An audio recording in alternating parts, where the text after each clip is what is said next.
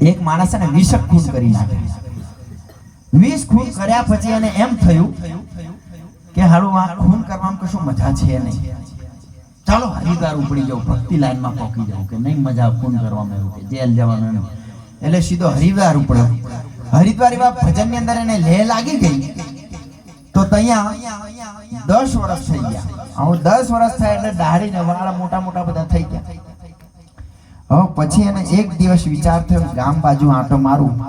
હાંડિયો કે છે ને કે એક વખત મારવાડ બાજુ નજર તો કરે, એવી રીતે એને નજર થયો કે ગામ બાજુ એક વખત આંટો મારી લઉં. એમ કદાન બરોબર ભજનમાં રંગાઈ ગયો. એટલે ગામમાં ગયો. એરણ્યા જેવું તમારું એનું ગામ હતું, એનું ગામનું નામ હું ખબર નથી. ગામમાં ગયો એટલે ગામ વાળાએ કોઈ ઓળખ્યો નહીં.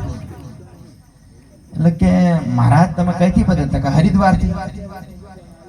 तो एना घरे गयो, हे महाराज कहाँ जाते हो? बोला बच्चा तेरे घर आया हूँ. अरे मेरे घर आया हूँ? अरे मेरे घर वाले, यहाँ तो मारू घर से, मेरा घर कहाँ से हो? अरे बेटा तू पहचाना मेरे को? बोले नहीं. अरे मैं मगन तारो बापो. बापा तमे? हाँ. अरे बापा तमे आटली आटली मोटी दाढ़ीना वाळ કરીને ઓળખાત ને મન કે અરે ગાંડા ઓળખતો નથી તું મને? કે મેં સુધરી ગયો હવે તો. હવે હું ભજન જ કરું બેટા, બધું છોડી દીધું. અરે બાપુ તો કામ થઈ ગયું. કે અઠવાડિયે રોકાયો ઘરે, સેવા પાણી કરીને પછી કે બેટા, પછી હિન્દી આવડી ગઈ, હરિદ્વાર ગયા એટલે अच्छा बच्चा मैं चलता हूँ हरिद्वार की ओर, वापस मेरे को जाना पड़ेगा आश्रम में. तो गाम वाला कीधु महाराज हमारो एक आश्रम हमણાં खाली થયું છે, એ મહારાજ હતા એને સમાધિ લઈ લીધી છે, અને તમે સુધરી ગયા છો તો ગામનાને કંઈક સુધારો, ભજન કરો. આ કોથળીઓ નાખે છે 2-4 જણો કે અને ચોરે બેઠા બેઠા પિયાજ કરે છે, જુગાર રમ્યા કરે, તેના કઈ સુધારો. અને આશ્રમ ખાલી જ છે, અમે બધું મોકલાઈશું તમારા માટે, જે હશે કે અંતર બધું પૂરું. अच्छा बच्चा मेरे को तो वहीं भजन करना है, यहीं भजन करना है, एक राम सागर ला दो. अरे महाराज ये तो गाम में पड़ी છે, એ સાધુ નું પડ્યું છે રામ સાગર. રામ સાગર લઈ લીધું અને ભજન કરે, બધા લોકોને ભજન શીખવાડે. રાતના સમય બધા જતા રહ્યા. 2 વાગ્યા. કેટલા વાગ્યા જમા?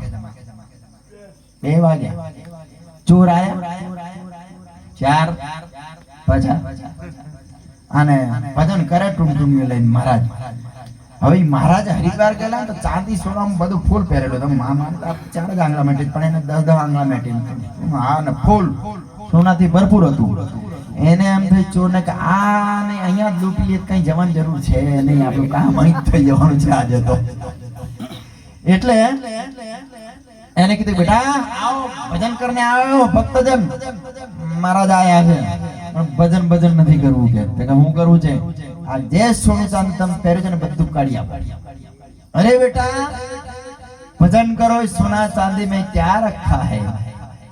अरे नहीं महाराज सोनो चांदी जो है हमने बीजू को थતું નથી. अरे बेटा भजन करो, भजन सीखो. क्या बात करते हो, भजन में कितनी मजा है. बैठ जाओ मंजीरा बजाओ. ना કીધું નો મહારાજ આ સોનો જે છે એ આપી દો, નહીં તો હમણાં બીજી થાય. બીજી કરીને તો કરી દો. એને કીધું બેટા ભજન કર લો, બીજી કશું રહ્યું નથી. મને થોડી ગુજરાતી આવડે છે. પેલા લોકો ઓળખે ને, મને થોડી ગુજરાતી આવડે બેટા, બીજીમાં કશું છે નહીં. બીજી રહો એની અંદર છે, બીજીમાં કશું નથી. વચ્ચે એક વાત લઉં. પાછી એક બેન છે ને ઉપર બીજા માળ પર ઉભા છે, કપડા સુકાવતા હતા. એક બેન શાકભાજી લેવા જતા હતા. એને કીધું કે એ બેન શાકભાજી લેવા જવું તો આવું તમારે? કે હું બીજી છું. તો કે હું એમ તમારા ભાઈની ત્રીજી છું. કે અરે પેલી એમ કીધું હું બીજી છું કામમાં છે એમ. તો કે હું ત્રીજી છું તમારી બેન એમ છે, ચાલો શાકભાજી લેવા. લોકોને ના સમજ પડતી કરવાનું હું. એટલે એને કીધું બેટા ભજન कर लो, इसमें कुछ रखा नहीं. अरे महाराज अभी ज्यादा हम बोलेंगे नहीं, ये છે કાઢી આપો, નહીં તો હમણાં બીજી થશે. મહારાજ ને ધીરે એમ કે 20 વર્ષ પહેલાનું યાદ આવ્યું. ધીરે राम सागर वगाड़ता एम के तंबूरा ऊपर डांडा ऊपर हाथ गयो. बेटा अभी भी बोल रहा हूँ भजन कर लो.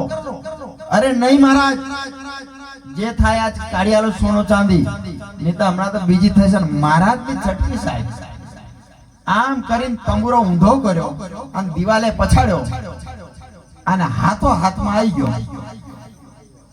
પેલાને એક મારીને તો લાંબો હોડ કરી દીધો, તૈન તો કૂદતા ગયા.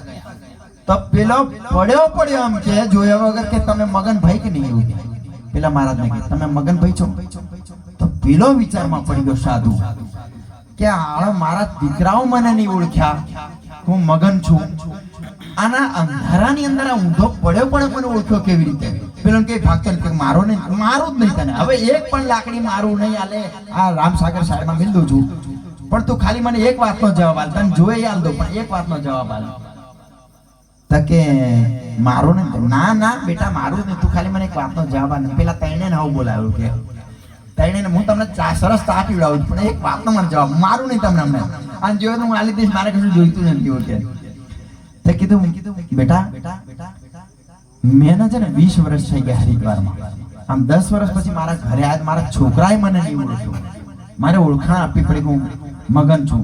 પણ તું પડ્યો મને કઈ રીતે કીધું કે તમે મગન બાપા કે નહીં? એમ મને એનો જવાબ આપ્યો કે બાપુ તમે 20 વર્ષ પછી તમારા દાઢી બદલાઈ ગયા, વાળ બદલાઈ ગયા, આખો ચહેરો બોલી ચાલી બધી બદલાઈ ગઈ, પણ તમારી હાથ રોટી એને જ રહી ગઈ. 20 વર્ષ પહેલા જે મને એક લાકડી પડેલી ને, એ જ લાકડીનો ઘા મને પડે એટલે સમજી ગયો કે આ ઘા છે ને મગન બાપુનો જ હોય, બીજો કોઈ મારા જ નહીં. એમ છે એટલે અમુક માણસને કેવું છે કે આખું બધું જ જતું, પણ એક તત્વ એવું હોય ને તો ઈ રે. એક મહારાજે છે કૂતરી પાળેલી, યાદ આવી કઈ વાંધો નહીં, ભજન કરવું નથી ને ચાલશે. મહારાજે બાપુ સાથે કૂતરી પાળી, મોટો આશ્રમ ની અંદર કૂતરી પાળી. રોજ ના તમને કહો 2-4-5 હજાર માણસો આવે. હવે એક દિવસ કૂતરી, એનું નામ ચિંટુ, એને કે ને કૂતરી એટલી હોશિયાર એટલે चिंटू मेरे नानी का मंगल मको मोड़ा में चिंटू मेरा रुमाल कहाँ है कभी रुमाल नहीं आपी दे मारा એટલી તો ચિંટુ હોશિયાર. હવે એક દિવસ અજાણક એક બે માણસ આયા ને તેને ચિંટુ જરાક કડી લીધું. તારું આશ્રમમાં ખબર પડી ચિંટુ કાટે છે એટલે થોડી થોડી પબ્લિક ઓછી થઈ યાર. કૂતરું કેડે 14 ઇન્જેક્શન લેવા પડે. હમણાં એકમાં થઈ જાય છે પણ પહેલા 14 લેવા પડતા. એટલે માણસો બે ચાર ઓળખીતા ઓછા થાય ને નગીન ભાઈ જેવા. એટલે મહારાજ કીધું બોલે अपना वो भजनिक नगीन भाई नहीं दिखता है बापू એને કૂતરી કાઢી એવું. અરે એ તો ઠીક છે મેં કૂતરી કાઢી પણ બેન્ચ વાળા મુકેશભાઈ કેમ નહીં દેખાતા એ બચી ગયા. એટલે સમજી ગયા હવે જવા જેવું નથી. બોલે આપણી ચિંટુ કાઢતી બોલે હા મહારાજ કાઢતી હે. તેને એમ થયું સાધુ કે સંગ્રહ કે કાઢતી હે. રાતના 12 વાગે આશ્રમ ખાલી થઈ ગયો એટલે ચિંટુ બોલાય ચિંટુ इधर आ. महाराज ने जब रात को 12 बजे तो सोने दो मेरे को. रात को जगाते अरे बेटा तेरा ही काम है तू काटती है मैंने सुना है नगीन भाई को काटा मुकेश भाई भग गए. तेने कीधु बेटा तू साधु के संग रहती है. साहब खरेखर जेनी संगत रहीए ने एवो संगत पकड़વું પડે. તમે કોની અંદર ભળો છો ને મહત્વનું છે. ચોખા છે ને રાશન કાર્ડ ની અંદર 10 રૂપિયા કિલો આવે અને સારામાં સારા બાસમતી લેવા જાવ ને 150 રૂપિયા કિલો આવે. પણ એ જો રેશન કાર્ડ ના ચોખા કંકુ કે ચંદન ની અંદર ભળી જાય ને તો માતાજીના ચરણ થી લઈને તિલક સુધી પહોંચી જાય. અને 150 રૂપિયા વાળા બાસમતી ચોખા હોય અને જો કદાચ દાળ ની અંદર ભળી જાય ને સાહેબ તો ખીચડો બનીને રહી જાય. આપણે કોની અંદર ભરવું છે કે આપણા ઉપર આધાર છે સાહેબ કોની અંદર ભરવું એમ. એટલે એક પુત્રીને એમ કીધું બેટા તું સાધુ કે સંગ રહેતી है तो संग तो साधु का रहना चाहिए. અઠવાડિયું થયું પુત્રી નહીં કરી. નવમા દાડે ફરી પાછી એક જણને ઉપાડી ભાઈ તબલા વાળાના. એટલે ફરી ફરિયાદ કરી ભાઈ ચિંટુ કાટે છે સાધુ બીજા દિવસ चिंटू इधर आ तेरे को मना किया तो क्यों काटती है. अरे महाराज वो तबला बराबर नहीं बजा रहा था. अरे क्या बात करता है इतना अच्छा भावेश तबला बजाता है मना करती है. अभी मत काटना चल इधर आ.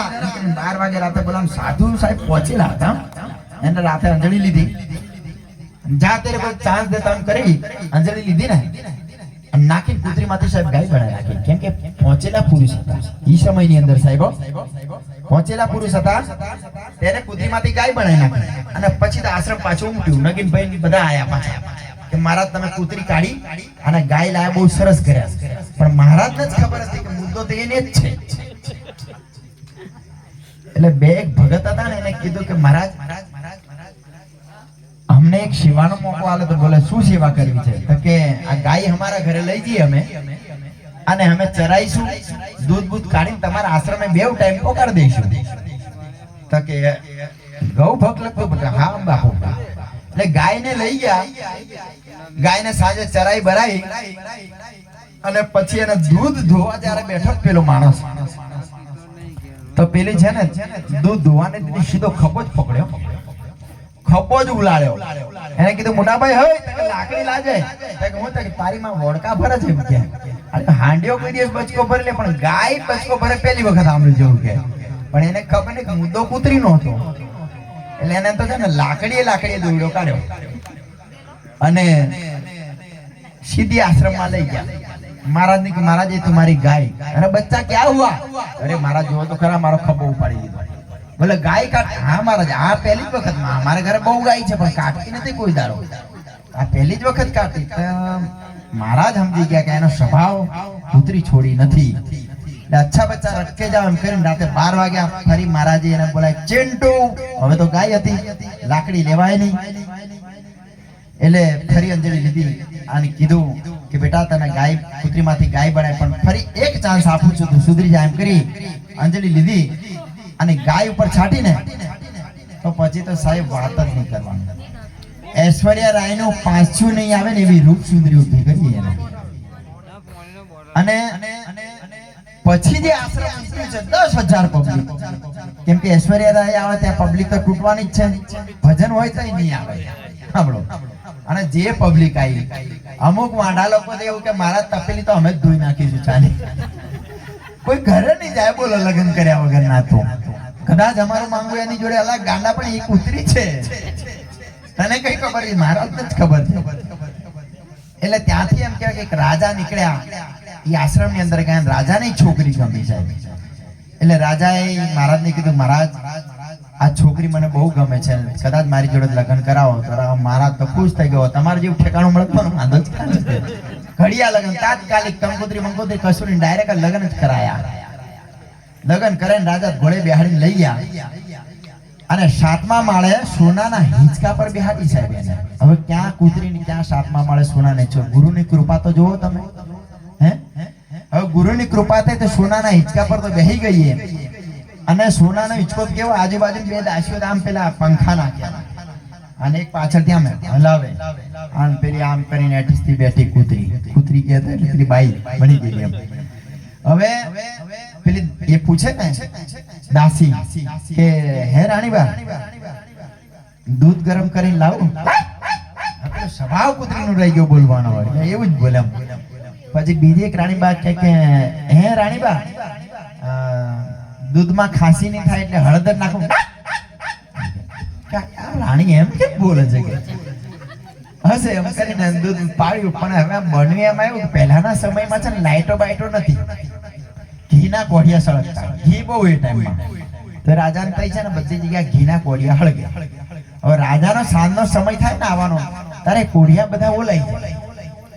એટલે એને મગનને કીધું મગન આપણે ત્યાં ઘી બી ખલાસ થઈ ગયું છે. તો કે ના બાપુ પીપ ને પીપ ભર્યા હોય. તો કે હું આવું ત્યારે કોડિયા કેમ ઓલાઈ જાય? જયારે હું લગ્ન કરીને આવ્યો એના પછી જ કોડિયા ઓલાઈ જાય છે, પહેલા તો આખી રાત હળગતા હતા. હવે હું છે જો આવતીકાલે જો કદાચ કોડિયા ઓલાઈ ગયા ને તો તારું મગન ઘાણીમાં તેલ પીલી. એ ટાઈમમાં ઘાણી બાણી રાજા જોડે રહેતી, ઘાણીમાં તેલ પીલી ને એનું પૂરીને પછી દીવો હળગાઈ. ધ્યાન રાખજે.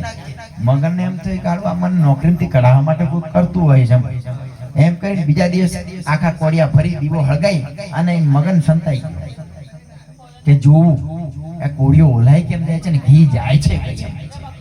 એટલે એને તો સાંજનો સમય થયો, અંધારો જેવો પડ્યો, કોડિયા સળગાયા. એટલે રાણીબાઈ હિંચકા પર બેઠા હતા. આમ જોયું, ઉપર જોયું, પાછળ જોયું, કોઈ નતું. ધીરે રહીને ઉતર્યા તો સીધા કોલાડે આટલી મોટી જીભ કાઢે. ઓકે કૂતરાની જીભ એટલે કૂતરીની બાકી આમ જીભ કાઢે. એક જીભમાં તાકું કોડિયું લાળે આમ કરે. ઘી સાપ દીવટ હોતી ખાઈ જાય. બીજા કોડિયા આમ કરીને છગન જો છગન મગન થઈ ગયો, તારી ભલી થાય તારી કે આ તો રાજાની ઘરવાળી કેવું કે ઘોડિયા બોલાવે એવું કે હવે તો ધીરે ધીરે ધીરે ધીરે રાજાનો સીધો કક્ષમાં ભરાઈ ગયો. પેલા સિપાહીઓ તો કહી જાય કે રાજા જોડે જાવ, તો રાજા જોડે અરે તું બાજુ હટ, મને રાજા જોડે જવા દે કે રાજાની તમારું તેલ પીલ સેમ કરીને રાજાને અંદર જગાડે કે રાજા સાહેબ આવો આવો. તો હું થયું તો કે મારી ઘાણી કાલે પછી પી લો, પેલા ઘરની ઘાણી તો જો. તો હું થયું અરે તમે ચાલો પેલા એક વખત, તમારી ઘરવાળી કઈ છે? મારા પલંગ પર તો નથી. તો કે ચાલો તમને બતાવું કઈ છે. જોયું તામ પડ્યા જોડા એક જીવ રાજા તમે જોઈને વિચાર પડી જાય, તારી ભરી થાય તારી. અને ખાવાનું નહીં મળતું હોય કે મગન રાણી ખાવાનું બાવાનું બાપુ બહુ બધું આલ્યું, મીઠાઈ મીઠાઈ ને આપણે તમારે ત્યાં કઈ બાકી હોય દૂધ થી લઈને બધું, અમે દૂધની અંદર બદામ ને કાજુ ને અમે નથી ખાતા એવું નાખીને આવીએ છીએ. તો કે આ કોડિયા કેમ ઉલાડે એવું? તો કે ખબર નહીં બાપુ. તો ધીરે રહીને મગન ને કે મગન આ વાત કોઈને કહેતો નહીં હવારે કે મારી ઇજ્જત જશે. હવે મગન ને બુલંદી પિક્ચર એક હતું ખબર, કોઈ જોયું હોય તો, એમાં પરેશ રાવલને એવી બીમારી હતી કે વાત કોઈને સાંભળી જાય ને તો સવાર પડે કોઈને કહે નહીં, તે સુધી એને આફરો ચડે, પેટ ફૂલે. તો કે મને પરેશ રાવલ જેવી બીમારી છે, હું જો કોઈને કહું ને મારો પેટ ફાટી જાય એવું કે એટલે સવાર પડે તો કહેવાનું એવું. જો મગન હું તને છે ને આવા એરણિયા જેવા છે ને 50 ગામ આલ દઈશ કાલે, તારા નામે કરી દઈશ, પણ તું આ વાત કોઈને બાપુ મને રહેવાય નહીં. તમે 100 ગામ આલો ને મારાથી રહેવાય નહીં, ખાલી હવાર પડે એની વાત જોઉં છું હું. તેને થયું મગન કહી દેશે રાતે રાતે છે ને એને ઉપાડી ઘોડી પર નાખી રાણીને કહી લેજો ચાલ તને લઈ જવું જોઈએ. સીધું ડાયરેક્ટ રાતે 2 વાગે આશ્રમમાં આની બાપુને કીધું મહારાજ આ તમારી દીકરી, તલાક તલાક તલાક. બાપુ કે ઓકે ઓકે ઓકે.